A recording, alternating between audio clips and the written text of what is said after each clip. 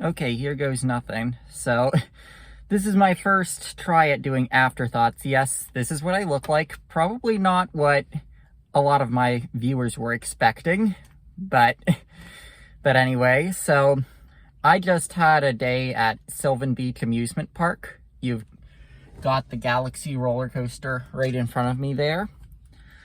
But let's do my afterthoughts on this park, because I do have them aplenty. So, when I pointed the camera at the Galaxy roller coaster, you might have seen the cars covered up, and you might have seen the birds up at the first turn after the lift hill. Yes, it is closed. So, I mean, let's start with the cons, because then we can end on a high note. Listen, Sylvan Beach, not everyone fucking uses Facebook. Like, if you're gonna advertise on YouTube and you're gonna put your Galaxy roller coaster as a highly featured attraction in your ad on YouTube, and then when people come here and they're not happy that it isn't open, I mean, what do you expect? I mean, you're advertising on YouTube that you have a roller coaster, and then when people come to see that it's closed because you're doing a paint job that apparently is being done by one family that wouldn't have had to take any COVID procedures to just do it last year. I mean, there's a lot of not too good stuff to say about that, and apparently it's been that way all summer. And like, look, I understand the worker shortage and how it's hard to get the staffing for certain things, but when you have a year and a half to do things and you're running an ad on YouTube, when you have practically a year and a half to paint a roller coaster and you're running an ad on YouTube with said roller coaster prominently featured in it, I mean, that's just unacceptable to be doing that. And also another negative comment. Sorry, we're not done with the negatives yet. This park does seem a little bit neglected. I'm just gonna say. Now, I'm gonna be less hard on them for that, because I mean, I can understand with the whole worker shortage and how they have certain things at this park that are very specialty for doing. So, for getting done. So, I mean, you can't just hire some rando off the street to run Fascination or maintain 1950s era skee ball or other arcade machines like that. Like, I mean, I love that they have those machines, so that's a nice segue into the pro. But, so that'll be a nice segue into our pros. But, like, I mean, come on, you've got skee ball machines that don't give the proper number of balls out. Like, they're supposed to give 9 balls. There were machines that were only giving 5. There were machines that were only giving 7. I mean, is that really that hard to fix? And I mean, it's not that the sensor wasn't working, it's that they simply didn't have enough in them. I mean, how hard is that to fix?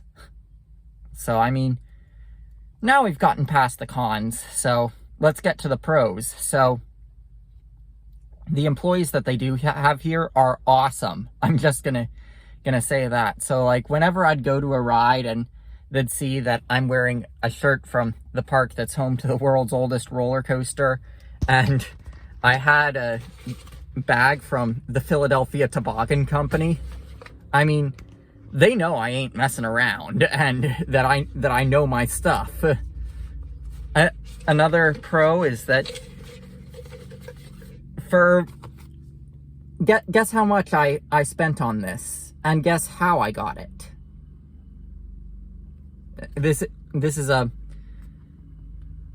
plaque. So that was $4. It ended up being $4, and it was an arcade prize, and I did pretty bad at their arcade actually in comparison. Well, I did good at the skee ball, but skee ball doesn't give a ton of points compared to some of the other games that are vintage games. So, like, I did terrible at those games that give more points. And I still managed to get something really cool like that with the skee ball font for just $4. So that's definitely a positive. And also, like, what I was saying about the employees being awesome. When I was riding Laughland, their dark ride, I asked the operator if I could have a lights on ride when there was no one else lining up for it. He gave me the lights on ride. So I mean, you'll see the POV both lights off and lights on. I actually prefer it lights on because the lights on the effects are not all that bright, so you can't see them all that well. So I definitely prefer the lights on version. With that dark ride, they do have a car effect, like the car effect on the Knoebels dark ride, the Knoebels Haunted Mansion, which was inspired by Indiana Beach, apparently. So with that, I am gonna say I wish they put on a true air horn to go with their car that they have on Laughland, but Laughland is a great dark ride and highly recommend it. Like, it's a can't miss if you come here. Probably the best ride in the park. It's a classic pretzel, so of course it's got the tight turns and stuff. You've also got some cool classic flat rides like the Bomber and a Ferris wheel looking thing that's built by the same company that does the Bomber. And, like, they have one of those Bomber rides at Knoebels, too. So I mean, it's a fairly rare ride, but, like, they also have a Ferris wheel-looking thing that is supposed to be more mild, but for me, it was actually more extreme because I ended up getting stuck upside down on it because, like, you're not supposed to be able to physically go upside down, really, on it, but basically my thing locked in place, so I ended up getting 5 inversions on it before, like I mean, eventually I was like, I'm not supposed to be experiencing this going upside down. So, and like, blood was rushing to my head in a way that I was uncomfortable with. So I spoke up to the operator to have it so that I would not be constantly inverting, but getting those inversions was fun. So, final thoughts. They've got a good collection of flat rides here. They've got some good, they've got some good vintage arcade games. The arcade is supposedly haunted, by the way, and with all the machines that are out of order, I mean, I almost am willing to believe, look, maybe it's a ghost that is haunting the arcade, making certain machines not work and playing practical jokes with you by making it so that the skee ball doesn't give enough balls to roll up the ramp into those things that you typically have on skee ball. Like, maybe it's a ghost playing practical jokes on you. So, I mean, the rumors about this place being haunted, yeah, I believe it.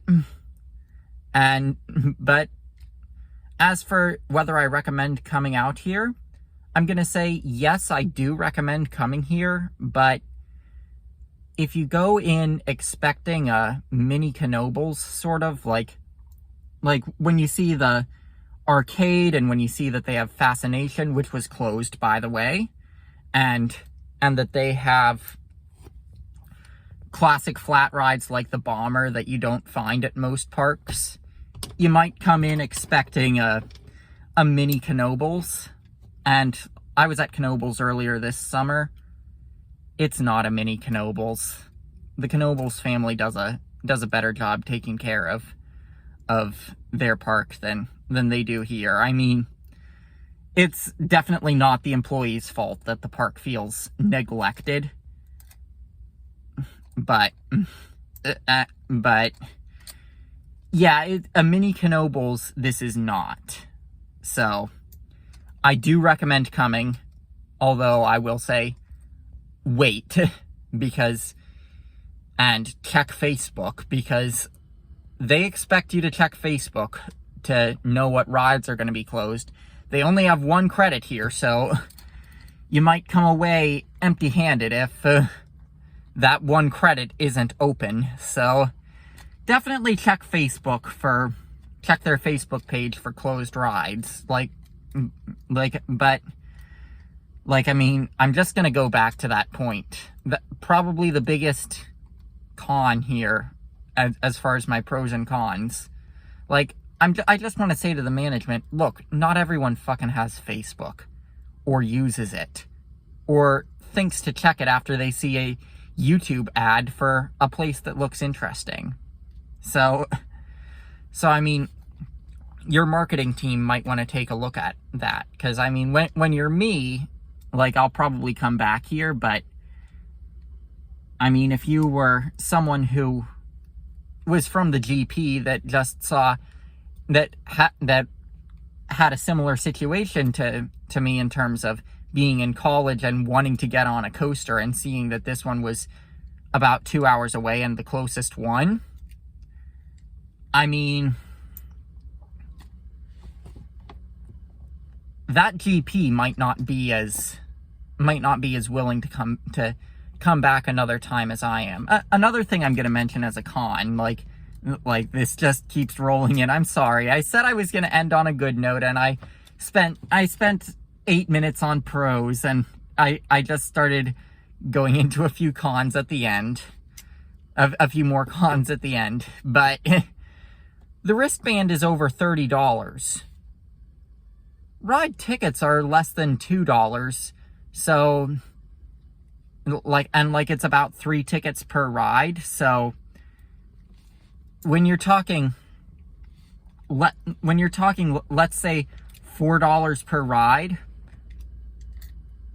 you're saying you have to do 8 rides to get, and that's just to break even with getting tickets versus doing a wristband. So, like, I mean, if the Rotor and the Galaxy were open, I would say, yeah, the wristband is worth it barely if you want to do more stuff than that. But, like, I'm going to be honest, I'm probably not going to get the wristband next time I come here. And there will be a next time because I have to get the Galaxy credit. But, I mean, I'm just being honest. It's unlikely that I'm going to get a wristband because, well, I've done everything that would be on the wristband except for the Rotor and the Galaxy. And the Rotor probably won't be open anyway with how they've neglected that. So either the price of tickets is too low or the price of wristbands is too high. Like, I mean, the price tag for a wristband at Knoebels, I mean, that's reasonable because you've got 6 coasters and probably at least triple the number of flat rides there.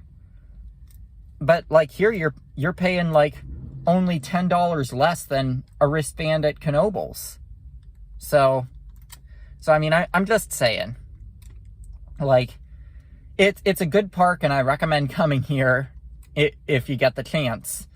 But don't set your expectations too high, and I don't necessarily recommend the wristband.